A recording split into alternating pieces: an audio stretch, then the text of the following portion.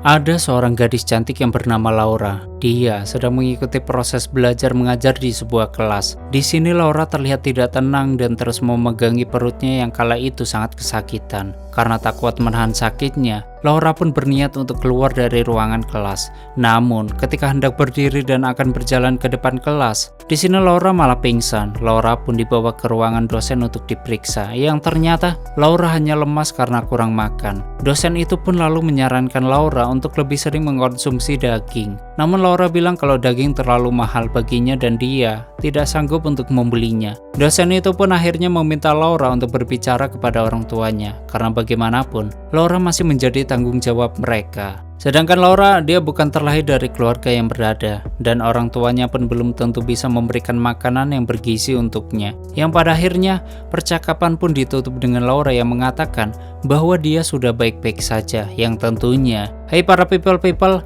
apa kabar kalian semua? Semoga kalian dirahmati Tuhan dan diberi rezeki yang lebih, amin. Balik lagi dengan saya Faizul Rahmat yang akan menemani malam kalian dengan film-film permintaan kalian dan intro.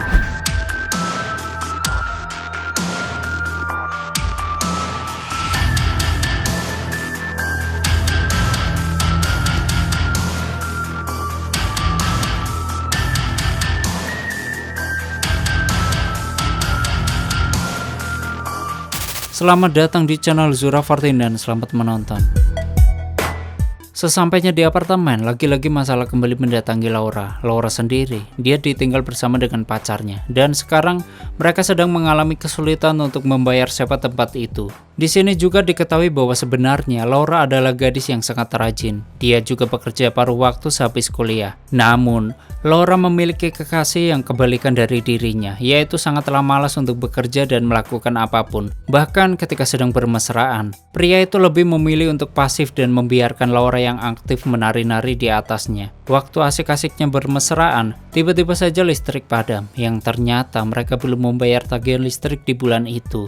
Dan bukannya usaha atau melakukan sesuatu, pacarnya Laura malah marah-marah. Dan semenjak saat itu, Laura pun merasa bahwa dia harus mencari pekerjaan tambahan, yaitu untuk memenuhi kebutuhan hidupnya. Laura pun membuka laptopnya. Dia menemukan sebuah forum yang menawari gadis-gadis untuk menjadi terapis pijat. Di sini Laura merasa tertarik karena melihat uang yang ditawarkan dari para penghuni di forum itu cukuplah besar. Namun dengan agak ragu-ragu, Laura pun membalas salah satu tawaran. Kemudian mendeskripsikan dirinya sebagai seorang gadis berusia 19 tahun, bukan seorang profesional dalam hal memijat. Laura juga menegaskan kalau dirinya tidak menerima layanan plus-plus. Namun tanpa disangka, salah satu orang malah tertarik kepada Laura dan mengatakan bahwa dia setuju dengan persyaratan itu. Orang itu pun mengirimkan fotonya yang ternyata adalah seorang pria tua yang bernama Joe. Keesokan harinya Laura bersiap untuk pekerjaan barunya. Laura mendatangi hotel yang telah dijanjikan oleh Joe. Joe terlihat sudah berada di sana menanti kedatangan Laura. Bonjour, Joe.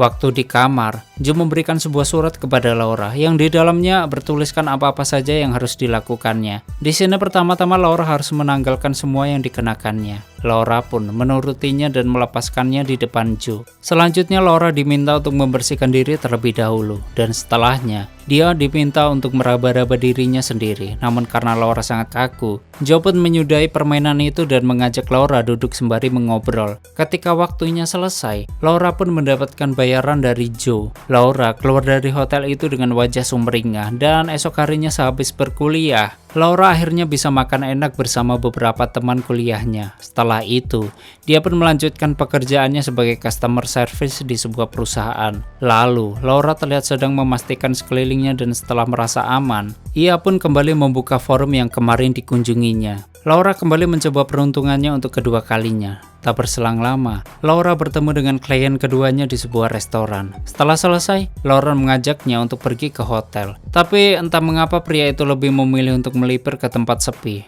Waktu di dalam mobil, Laura pun memberikan pelayanannya kepada pria itu, dan setelahnya, Laura ditinggalkan di sana dengan menggenggam sejumlah uang. Sesampainya di apartemen, Laura menceritakan apa yang baru saja dialaminya kepada pacarnya dengan harapan mendapatkan simpati darinya. Namun, Laura berkata bahwa dia melakukan semua itu untuk membayar apartemen mereka. Akan tetapi, yang Laura terima hanyalah sikap acuh dan tak peduli dari pria pemalas itu. Di sini Laura akhirnya habis kesabaran, kemudian langsung pergi meninggalkan pacarnya yang cuma modal titit itulah.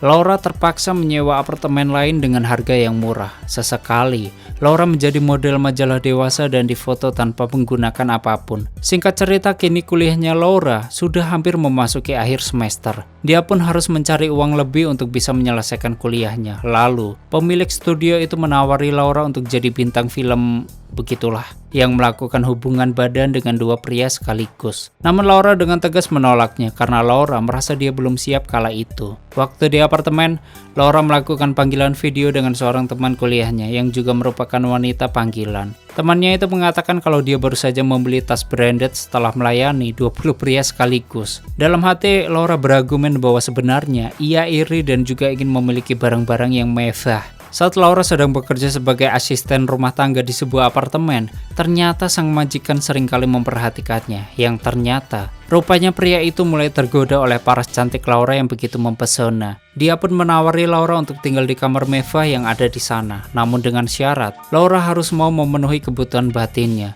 Di sini Laura pun dengan tegas menolaknya karena lagi-lagi ia merasa bukanlah wanita murahan. Laura sendiri di dalam studinya memiliki nilai yang sangat baik. Di sela-sela bekerja, Laura juga selalu menyempatkan dirinya untuk belajar. Namun sekarang, semester akhir sudah di depan mata, dan dia membutuhkan laptop baru agar bisa belajar lebih maksimal.